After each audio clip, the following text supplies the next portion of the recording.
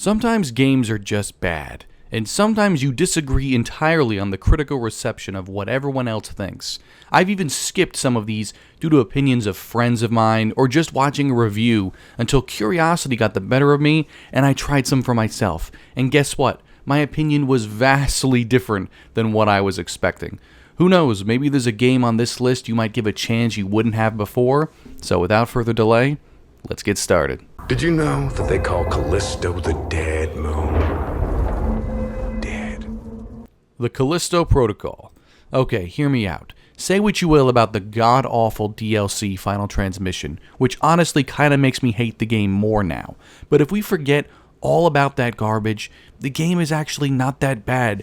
See, a lot of the problems people had were at launch, where the melee and dodging combat gameplay became incredibly frustrating when you had to deal with multiple enemies at once as they would dogpile on you and tear your head off pretty quickly. While I didn't struggle too much on the hardest difficulty, I could see why some people hated it and dropped the game very quick. However, this was eventually addressed in a patch, and enemies kinda did what bad guys in movies do and kinda just wait their turn before attacking. Still, if you enjoy Dead Space and don't mind a little rough around the edges here and there, traveling through the zombie-like infested penitentiary, on Jupiter's moon is an enjoyable 10-hour ride or so. Also, Karen Fukuhara is in the game. I mean, need I say more? Zema warned me about you. You're one of them, aren't you? An assassin. Not anymore. Assassin's Creed Unity. I am still pissed that due to the negative reception this game had around launch, that we never got this parkour or combat system in another Assassin's Creed game. Being able to parkour up or down and all in between around the city and rooftops of Paris, filled with the biggest population density the series had seen up to that point, was so damn fun. It has one of the most challenging stealth levels and a great co-op platform to do those on. Parkour animations still look the best, not to mention the visuals have aged very well. The biggest complaints people had were the obvious bugs around release due to the technical demand of the game, and maybe the British accents in a French setting. What are you waiting for, Pissbot? It's time to jump. What? Prison scrambled your brains, old man. Drink took care of that a long time ago. Now get up here! The co-op missions in this are just an added bonus that I'm stunned Ubisoft never tried incorporating in another game as well. Overall, the game today is fantastic and deserves a playthrough from anyone who originally skipped out on it way back when.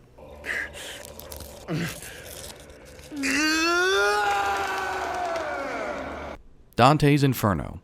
Have you played any of the old God of War games before the reboot? Did you like them? Well, if you did, then you'd love Dante's Inferno. The game is unapologetically a God of War clone, damn near to having the exact same control scheme and mechanics.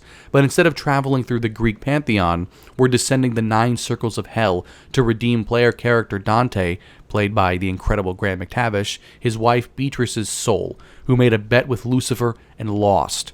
Each circle of hell has a unique boss and look to it as they become increasingly grotesque and foreboding.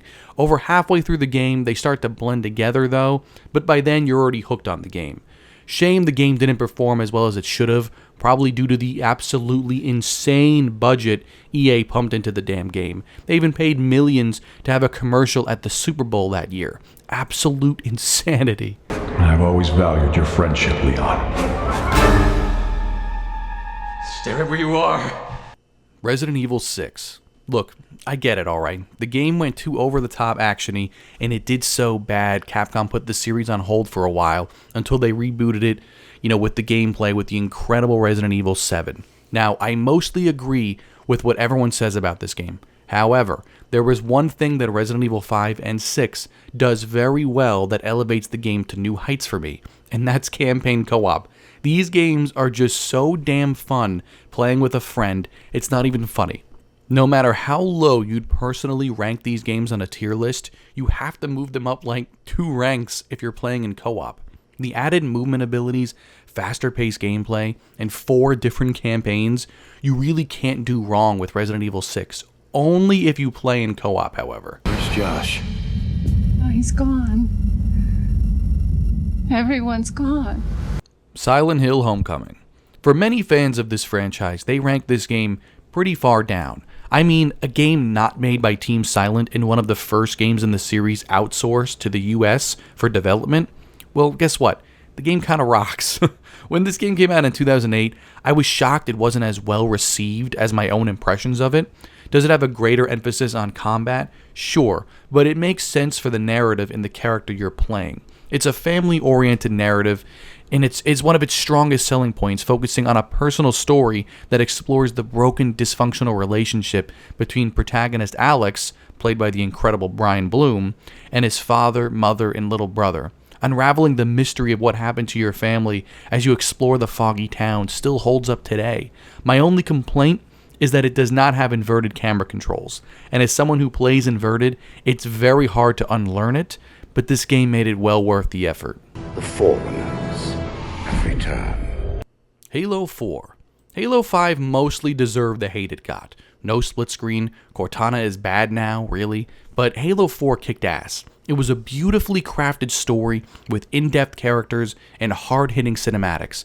The emotional side of Master Chief and the nuances of the symbiosis between him and Cortana are something the earlier games never explored much, which isn't to say they never would have. And seeing the impact that Chief's legacy had on basically the whole galaxy is such a fascinating angle to dig into. The gameplay itself was smooth and gorgeously rendered. They combined the best parts of the best guns from earlier games while adding some worthwhile new ones.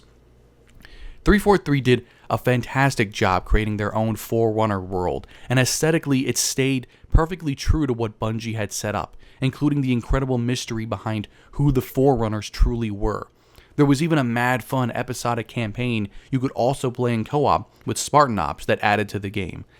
Now, the multiplayer was just okay as it tried to follow Call of Duty too closely with starting loadouts, but everything else about the game is pretty damn good and has my favorite Chief and Cortana moments, with even some of the best soundtracks in the series not composed by legendary Marty O'Donnell, specifically 117 and Green and Blue.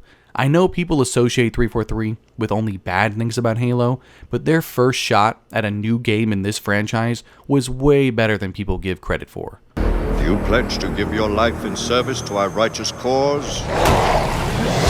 By this communion, you are bound to our sacred order. The Order 1886. Unfortunately, no matter how good a game is, cost versus runtime is a very real problem. Almost 10 years later, and this is still one of the best looking games ever made. You could tell most of the budget went into making this game as gorgeous as it is. The third-person shooter feels very weighty and real, and is actually mad fun to play. The problem is these moments are so few and far between and don't last too long. A lot of your very, very short 5 to 6 hour runtime is spent watching cutscenes, while interesting, can't justify the price tag.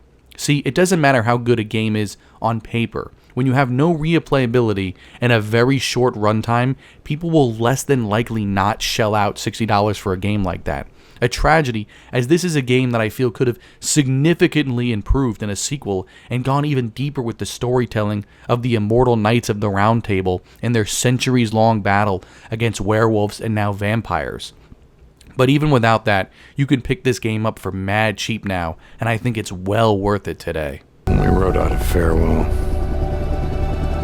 without Sarah, I knew that we were leaving everything behind. Days Gone. This game got the dumbest kind of hate at launch, and I still can't believe the people who wrote the reviews actually had jobs at the publications. Who cares if the protagonist is like a gruff white guy? The gameplay was fire. An open world game set in the Pacific Northwest 2 years after a pandemic killed almost all of humanity and transformed millions of others into zombies. I'm sorry, freakers, which are mindless zombie-like creatures that evolve quickly. Players can freely explore the world on foot or using a motorcycle. The bike consumes fuel and becomes disabled if it's excessively damaged. Players must regularly refuel the bike at gas stations and camps and repair it using collected scraps. The bike is your best friend. You are going nowhere without taking care of this baby, and it is the biggest game mechanic of this game. While the story of earning trust of multiple settlements and potentially finding your maybe not dead wife isn't extremely compelling or that well told, but the protagonist Deacon, played by Sam Witwer, holds it up as best he can.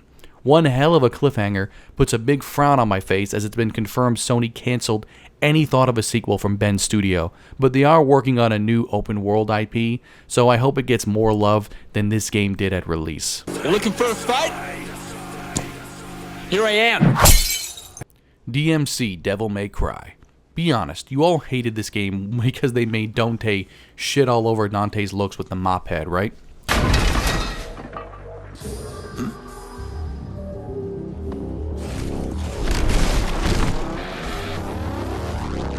Not in a million years. However, if you give the game a chance, the combat is actually really damn good and one of my favorites in the series. The change of Dante and Virgil's origin of being Nephilim, half angel and half demon, instead of half human and half demon, introduces angel mode and demon mode, which are modifiers to Dante's moveset and what weapons he uses. Some enemies can only be taken down with specific weapons, but don't worry, they are color-coded as either red or blue respectively. If you can look past the characters, the change of appearance and personalities and enjoy it for what it is, an alternate universe Devil May Cry game, then I think you'll like what Ninja Theory, brought to the table. You are operating under Alpha Protocol. Alpha Protocol. Even though I've talked about this game in so many of my other videos, I just can't help bringing it up wherever I can. Such a unique concept of a game that I still don't know why it hasn't been explored by other developers more often. An espionage RPG.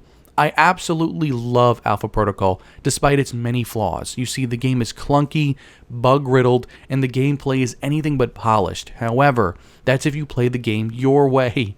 If you play it in one specific way, I can guarantee that you will enjoy the game. Invest everything into stealth and pistols, and the game becomes incredible. Now, I know that defeats the purpose of player expression in an RPG, but trust me, it's worth it.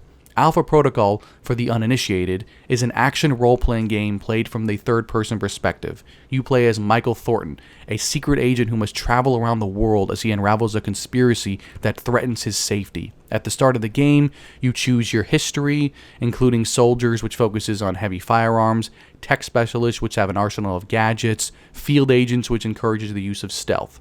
Missions start at a safe house, which serves as a hub with locations ranging from Rome, Moscow, Saudi Arabia, and Taipei. In the hub, players can select missions, access the black market, buy weapons and intelligence, and use the weapon locker to select what gear you'll use on which missions. Now, if you heed my warning and play the game in a very specific way, using very specific skills, it'll be amazing. It kind of takes the RPG out of the game, but the choices and branches the story takes more than makes up for it. And that, ladies and gentlemen, is my list. Thank you to everyone who decided to click and check it out. If you have any games you personally like that somehow everyone else dislikes that wasn't listed here, please let me know down in the comments. I may even share the same opinion. I've become quite contrarian as of late. Until the next video, my friends, talk to you next time.